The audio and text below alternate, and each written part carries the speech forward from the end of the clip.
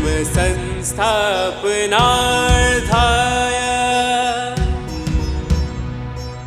संभवामि युगे युगे संभवामि युगे युगे संभवामि युगे युगे। 4 प्रकार की बातें आ रही थी, भोजन की, यज्ञ की, तप की और दान की। 4 प्रकार के संबंध। वैसे तो 3 संबंध हुए, एक सृष्टि के साथ का संबंध, एक समाज के साथ का संबंध और एक शरीर के साथ का संबंध। तुम्हारे 3 प्रकार के संबंध होते हैं। अब कृष्ण क्या कह रहे हैं? यदि तुम्हारा भोजन राइट होगा, भोजन, कितनी स्थूल बात कर दी। तुम्हारा भजन राइट होगा ऐसा नहीं कहा, तुम्हारा सत्संग राइट होगा ऐसा नहीं कहा। यदि तुम्हारा भोजन राइट होगा यानी सात्विक होगा, तो तुम्हारा तप भी सात्विक होगा, तुम्हारा यज्ञ भी सात्विक होगा और तुम्हारा दान भी सात्विक होगा। लेकिन यदि तुम्हारा भोजन ही राइट नहीं है, तो तुम्हारा तप, यज्ञ और दान तीनों राजसिक या तामसिक होंगे। अब भोजन सात्विक क्या होता है, हमने लास्ट सत्संग में देख लिया। अनुद्वेगकरं वाक्यं सत्यं प्रियहितं च यत् स्वाध्याय अभ्यसनं च एव वाङ्मयं तपः उच्यते। मनः प्रसादः सौम्यत्वं मौनम् आत्मविनिग्रह भावसंशुद्धिरिति एतत् तपमानसम् उच्यते। शारीरिक, वाचिक और मानसिक 3 प्रकार के तप बताए यहाँ पर। सात्विक, राजसिक और तामसिक बाद में आएंगे। पहले शरीर का तप क्या है, वचन का तप क्या है और मन का तप क्या है। मुझे लगता है खास ये श्लोक जो 3 डले हैं बीच में, 14, 15 और 16, ये कृष्ण ने अभी के समाज की व्यवस्था को देखकर तब डाले होंगे, क्योंकि जहाँ उन्हें पता चला होगा कि लोग केवल भूखे रहने को ही तप मानते हैं। भूखा रहना, दुखी होना, उदास होना, परेशान होना, शरीर को प्रताड़ित करना, यातना देना, जहाँ तप लोगों ने यही मान लिया, हाँ कि नहीं, अभी तो यही है तप। जहाँ लोग इसी को तप कह रहे हैं, तब कृष्ण कितनी ब्यूटीफुली यहाँ पर सेग्रीगेट कर रहे हैं, ये विभाजन कर रहे हैं कि शरीर का एक अलग प्रकार का तप है, वचन का अलग प्रकार का तप है और मन का अलग प्रकार का तप है। भूखे रहने की कोई बात ही नहीं है इसमें। पूरे तप के इन लक्षणों के अंदर कहीं भूखे रहने की, उपवास की, उणोद्री की, वृत्ति संक्षेप की कोई बात ही नहीं है। बड़ी ही ग्रॉस ढंग से पूरा तप का स्वरूप हमें समझा रहे हैं। और मजे की बात है कि ये शारीरिक तप, शारीरिक, वाणी और मानसिक, तीनों तप के वैसे तो 5-5 लक्षण हैं और इनमें कहीं पर भी भोजन संबंधी यानी आहार संबंधी एक आध जगह बात है, बाकी ये कोई और ही एंगल से हमें तप का स्वरूप समझा रहे हैं। पहला है शारीरिक तप का लक्षण क्या है, तो कहते हैं देवता, ब्राह्मण। ब्राह्मण वर्ड यहाँ गलत है क्योंकि यहाँ द्विज शब्द दिया है। संस्कृत में तुमने द्विज गाया, द्विज के बदले इन्होंने ट्रांसलेशन में ब्राह्मण कर दिया। आप लोग काट कूट के ठीक कर दो उसे द्विज। देवता, ब्राह्मण, गुरु और ज्ञानी जनों का पूजन यानी शारीरिक विनय, आदर, क्योंकि ये शारीरिक तप की बात है। शरीर से इनका विनय, इनका आदर, इनका रिस्पेक्ट। आप कहोगे मन में हमें बहुत रिस्पेक्ट है, लेकिन शारीरिक विनय वो चूक जाते हैं, क्योंकि कहीं ना कहीं तुम बस you take it for granted कि मन में हम इनकी बहुत रिस्पेक्ट करते हैं, बट शरीर से भी वह रिस्पेक्ट तुम्हारी रिफ्लेक्ट होनी चाहिए, झलकनी चाहिए, दिखनी चाहिए। केवल क्योंकि कहीं ना कहीं लोगों का प्रमाद और स्वच्छंद इतना बढ़ जाने वाला था, तो वो कहेंगे जो हम तो मन में है, जो भाव है वो तो मन में है ना, बाहर दिखाने से क्या होता है। आजकल लोग यही कहते हैं। आजकल लोगों में सामान्य वचन है कि भाई जो है वो तो मन को बदलने की बात है, बाहर का दिखावा, आडंबर, ये सब में तुम पढ़ते ही नहीं है। लेकिन कृष्ण कह रहे हैं पढ़ना पड़ेगा, पढ़ना पड़ेगा। जो कोई भी दिव्य है, देवता है, ईश्वर है, ईश्वर का स्वरूप है, उसके आगे शारीरिक विनय देना पड़ेगा। तुम कहोगे ईश्वर तो सब जगह है, ठीक है तो सब जगह करो, नहीं, लेकिन ईश्वर की प्रतिमा रूप में कोई शिवलिंग है, कोई विष्णु की प्रतिमा है, कोई आद्य शक्ति की प्रतिमा है, वहाँ तुम्हें शारीरिक झुकना, शारीरिक विनय, शारीरिक नमस्कार तुम्हारे भीतर होना चाहिए। ये शारीरिक तप का प्रथम लक्षण में 4 बातें हैं। देवता, द्विज, गुरु और ज्ञानी जन, इन सब का शारीरिक विनय, सत्कार, आदर, इसको शारीरिक तप कहते हैं। द्विज यानी जो दोबारा जन्मा। दोबारा कौन जन्म लेता है? दोबारा कौन जन्म लेता है? एक दौड़ थी जो तुम्हारी संसार की तरफ थी, कहीं तुम्हें राह में सदगुरु मिल गए तो अब तुम्हारी दौड़ की दिशा बदल गई। जिसकी दौड़ की दिशा सच में बदली, ऐसे सिंसियर पीपल की बात, जो सत्संगों में आ रहे हैं उनकी बात नहीं कर रही, जिनकी खोज की दिशा, जैसे इन साध्वियों की खोज की दिशा अचानक बदल गई। नो दे आर द्विज, दे आर बॉर्न ट्वाइस। द्विज मतलब बॉर्न अगेन, दूसरी बार जन्म ले लेना। एक जन्म तो जो माँ बाप ने दिया, और दूसरा जन्म जो तुम्हारे ज्ञान में से आया, जो तुम्हारी समझ में से आया। ऐसे लोगों का विनय, सत्कार, शारीरिक रूप से विनय सत्कार होना चाहिए। ये शारीरिक तप के लक्षण चल रहे हैं। तुम लोग जो बोल देते हो ना मन में ही सब कुछ है, वो यहाँ नहीं चलेगा। कृष्ण कहते हैं I want to serve you complete, आधा अधूरा नहीं। तीसरा कहते हैं ज्ञानी जनों, गुरु है वैसे तो गुरु, इसके अंदर संस्कृत में गुरु है। गुरु में यहाँ 3 प्रकार के गुरु आ जाते हैं, मैं कई बार पहले भी बात करती हूँ। एक माता पिता रूप गुरु आ जाते हैं, एक शिक्षक रूप गुरु आ जाते हैं, और एक सदगुरु रूप गुरु आ जाते हैं। तीनों गुरु हैं, ये तीनों ही, माता पिता भी है, शिक्षक भी है और सदगुरु भी है।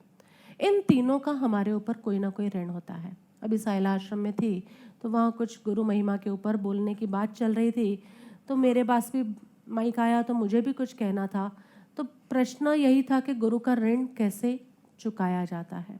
तो मैंने उन्हें यही समझाया, 3 प्रकार के ऋण होते हैं हमारे मनुष्य जीवन पर। एक माता पिता का ऋण, एक शिक्षक का ऋण और एक सदगुरु का ऋण। इन तीनों का we are indebted to them, isn't it.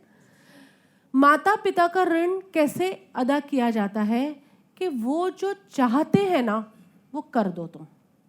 भाई वो चाहते हैं तुम बी फार्म कर लो तो तुम बी फार्म कर लो, वो चाहते हैं कि तुम इंटीरियर कर लो तो तुम इंटीरियर डिजाइनिंग कर लो, वो जो चाहते हैं ना वो तुम कर जाओ। शिक्षक का ऋण कैसे चुकाया जाता है कि वो जो चाहते हैं ना वो तुम कहो, दूसरों को भी जाकर कहो, उनको तो वापस नहीं कह सकते। वो साइंस का टीचर है तो उसका ऋण हम कैसे चुकाएंगे कि उनसे जो सीखा है वो हम दूसरों को भी जाकर कहें। माता पिता का ऋण कैसे चुकाना है? वो जो चाहते हैं वो कर जाओ। शिक्षक का ऋण कैसे उतारोगे? वो जो चाहते हैं वो तुम कह जाओ। गुरु का ऋण कैसे उतारोगे?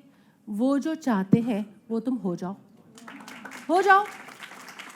वो क्या चाहते हैं? वो तुम्हें क्या यही चाहते हैं कि तुम यहीं बैठे रहो हमेशा मेरी सभा में? नहीं, वो ये चाहते हैं तुम सभा में बैठे बैठे भी अंतर्मुक्ता साधो, तुम तुम्हारे भीतर जाओ।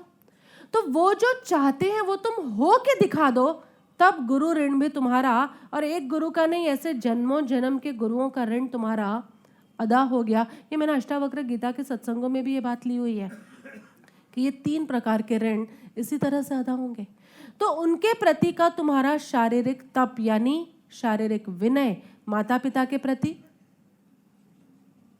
और शिक्षक के प्रति और गुरु के प्रति, तीनों के प्रति का तुम्हारा ऋण शारीरिक आदर सत्कार भाव से प्रकट होना चाहिए। और चौथे कहे प्राज्ञ पुरुष यानी जो ज्ञानी जन है, भले आत्मज्ञानी की कोटि में है, तुम पहचान पाते हो नहीं पहचान पाते हो, तुम्हारे सदगुरु है नहीं है डिफरेंट बात है, लेकिन उनके जीवन को देखकर तुम्हें लगता है बड़ी सरलता है उनमें, बड़ा इनमें ज्ञान है, बड़ी सरलता है, बड़ी शुद्धि है आचरण में, तो उनका भी विनय करना है। तुम्हें लगेगा कि अरे अंदर क्या है हमें क्या पता, तो तुम्हें भी तो शरीर से ही करने को बोल रही हूँ, अंदर से करने को तो नहीं बोल रही। उनके बाहर के आचरण को तुम्हारा बाहर का शरीर विनय भाव, सत्कार भाव, आदर भाव दे। ये शारीरिक तप का पहला लक्षण है। दूसरा शारीरिक पवित्रता। शारीरिक पवित्रता यानी शारीरिक क्लीनलीनेस।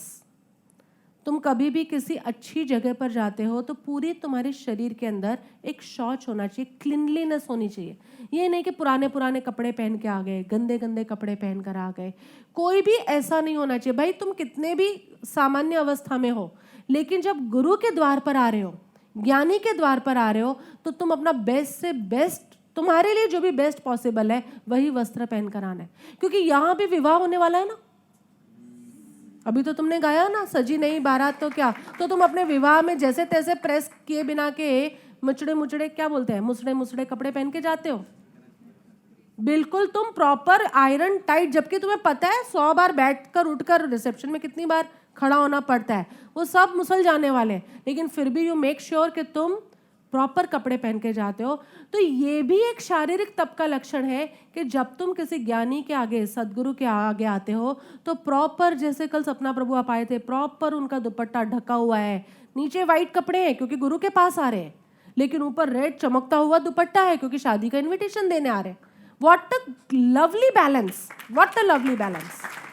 बहुत अच्छा लगा मुझे कि खाली सफ़ेद कपड़ों में आ जाते तो भी मुझे अच्छा नहीं लगता, पूरे लाल भारी भरकम कपड़े, वैसे मैंने लाल ही पहने थे, लेकिन आप पहनकर आते तो मुझे लगता नहीं, ये समन्वय नहीं है। गुरु के द्वार पर आए हो और किसी ऐसी इनविटेशन के लिए आए हो तो वाइट के साथ क्या खूबसूरत दुपट्टा इन्होंने पहना था, ये समन्वय चाहिए।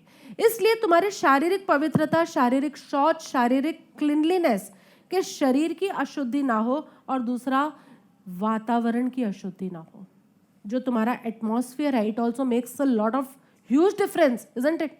तुम्हें अच्छे से अच्छा पिज्जा बना के दिया जाए, अच्छे किसका होता है, पिज्जा हट का अच्छे से अच्छा पिज्जा, वो भी बड़ा वाला 12 पीस का होता है सबसे बड़ा, 12 पीस वाला बना के दिया जाए, बेस्ट पिज्जा जैसा तुमने कहा था, थिन क्रस्ट और बिल्कुल परफेक्ट जो टॉपिंग्स तुमने बोली थी उसके साथ, लेकिन तुम्हें बोला जाए कि कचरे के डब्बे के पास बैठकर खा लो, क्या होगा? नहीं। You want atmospheric cleanliness.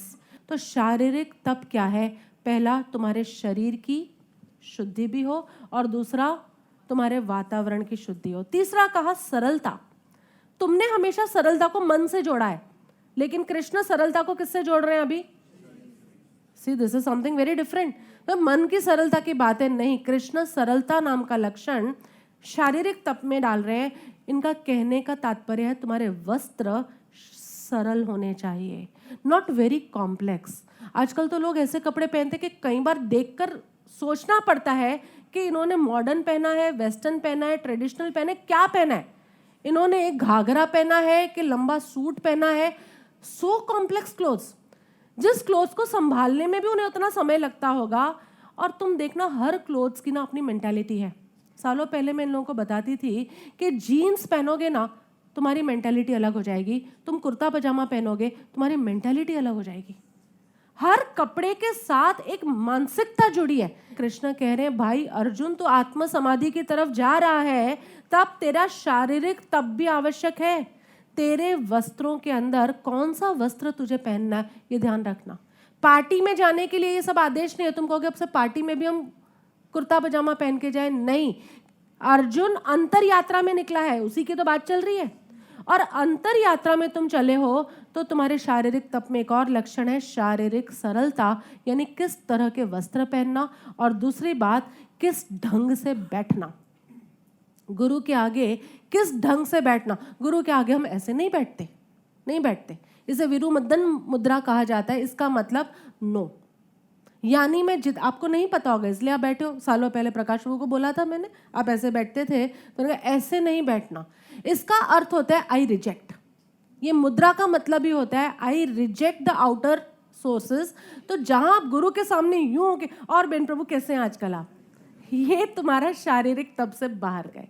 सदगुरु के पास तुम जब आते हो ना, तुम लोग मेरे से मिलने आते हो यहाँ, तुम्हारे बैठने का आसन कैसा होना चाहिए समझ लेना।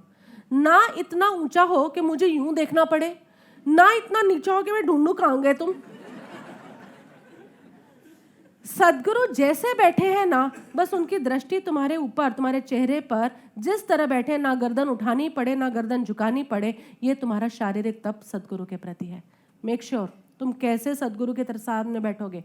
कुछ लोग खड़े होकर बात करने लग जाते हैं, अरे वहाँ व्यवस्था है, तुम बैठो, तुम्हें बिठाने के लिए व्यवस्था नहीं है, लेकिन तुम्हारा शारीरिक तप इनिशिएट करने के लिए व्यवस्था है।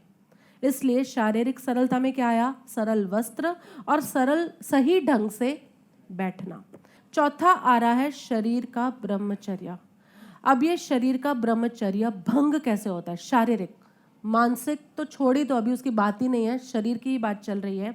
शारीरिक ब्रह्मचर्य, क्योंकि तुम्हारा शरीर जुड़ा है मन से भी। तो जब तुमने पूर्व में किसी स्त्री या पुरुष के साथ संभोग किया है, उसका जो संग किया है, उसका वर्तमान में स्मरण कर रहे हो, अभी तुम सोच रहे हो तुम्हारा शारीरिक ब्रह्मचर्य भंग हो गया, भले अभी तुम कोई उस right now you are not in any of that क्रिया, लेकिन केवल तुम सोच भी रहे हो, उसका पुनर्विचार भी चल रहा है, तो तुम्हारा शारीरिक ब्रह्मचर्य भंग हुआ, नंबर 1। नंबर 2, वर्तमान में किसी स्त्री या पुरुष के साथ संभोग की काल्पनिक चेष्टा करना, काल्पनिक, through magazines, through videos, through movies, तुम काल्पनिक चेष्टा कर रहे हो, भले तुम संभोग की स्थिति में नहीं जा रहे, लेकिन संभोग की काल्पनिक विचारणा भी कर रहे हो, तो ये भी तुम्हारा शारीरिक ब्रह्मचर्य भंग हो गया। और तीसरा, भविष्य में किसी स्त्री या पुरुष के साथ इस प्रकार से हम संभोग करेंगे, ऐसा संकल्प करना, ये भी तुम्हारा शारीरिक ब्रह्मचर्य भंग हो गया। कितनी बार होता होगा? एक्चुअल ब्रह्मचर्य भंग तो हमारा कभी कभी होता होगा, लेकिन उससे पूर्व इतने सारे हमारे भूत, वर्तमान और भविष्य के विचार होते हैं, वो शारीरिक ब्रह्मचर्य को भंग करते हैं। इससे तो हम अटक सकते हैं। मन में विकार उठता है, इच्छा उठती है, तब वास्तविक संभोग की घटना में जाएं, बात अलग है, प्रकृति ने इसके लिए छूट दी है तुम्हें। लेकिन जब वो घटना में नहीं हो तब भी उसका चिंतन कर रहे हो, उसके लिए काल्पनिक चेष्टा कर रहे हो और उसको आगे करने का संकल्प ले रहे हो, ये तुम्हारे शारीरिक स्तर के ब्रह्मचर्य का भंग करता है। उसकी मना अर्जुन को हो रही है, अर्जुन यानी तुम सबके लिए बात हो रही है। 5वां क्या कहा है? शारीरिक अहिंसा, शरीर से किसी जीव को नुकसान नहीं पहुंचाना। शरीर से तुम कहोगे नहीं मन में तो हमारे नहीं है, लेकिन मन की बात ही नहीं चल रही भाई, अभी शरीर की बात चल रही है। शरीर से भी तुमसे दूसरे जीवों के साथ अयोग्य वर्तन ना हो जाए, आचरण ना हो जाए, उसकी पूरी सावधानी रखना, सजगता रखना। ये किसके लिए कहा जा रहा है? साधक के लिए, जो आंतरिक साधना में जा रहा है उसके लिए कहा जा रहा है। दूसरा, शरीर को अनुकूलता से अधिक या ज़्यादा भोजन नहीं देना। और तीसरा, शरीर को अनुकूलता से अधिक या कम, अधिक यानी ज़्यादा या कम, इससे कम निद्रा नहीं देनी। भोजन, निद्रा और किसी की हानि का भाव, ये 3 भाव शारीरिक अहिंसा में आते हैं। क्लियर हो रहा है? बहुत सारा डेटा है, लेकिन तुम्हें दोबारा ही सुनना पड़ेगा। 5 ही बातें हैं, वैसे कृष्ण ने ब्रॉडली 5 बातें कही। रिस्पेक्ट, आदर, सत्कार, दूसरा पवित्रता, तीसरा सरलता, चौथा ब्रह्मचर्य और 5वां अहिंसा। इन 5 को मैंने थोड़ा खोल के तुम्हें समझाया। तुम्हारी शारीरिक अहिंसा क्या है? नंबर 1, किसी जीव को तुमसे तकलीफ ना हो, ये तो बाहर के जगत के लिए, लेकिन तुम्हारी अपने शरीर के प्रति क्या अहिंसा का भाव है?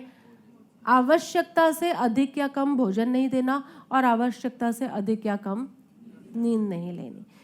अब आता है 15 नंबर के श्लोक के अंदर वाणी संबंधी तप। इसमें भी 5 बातें हैं।